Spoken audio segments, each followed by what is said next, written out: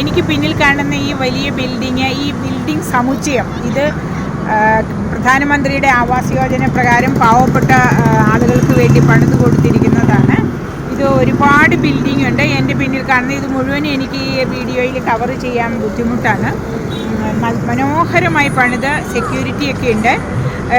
അതിൻ്റെ പ്രധാന കവാടമാണ് എൻ്റെ പുറകിൽ കാണുന്നത്. തീർത്തും പാവപ്പെട്ട ആളുകൾക്ക് വേണ്ടിയാണ് പ്രധാനമന്ത്രി ഈ ബിൽഡിങ് പണിത് കൊടുത്തിരിക്കുന്നത്. മിക്ക മലയാളികളും വിചാരിച്ചിരിക്കുന്നത് ഇപ്പോഴും വടക്കേ ഇന്ത്യയിലൊക്കെ പാവങ്ങളായി തന്നെ തുടരുന്നു എന്നതാണ്. അവർക്ക് വീടും കുടിയൊന്നും ഇല്ല എന്ന് വിചാരിക്കുന്നവരുണ്ടാവും. പക്ഷേ അത് തെറ്റാണ്.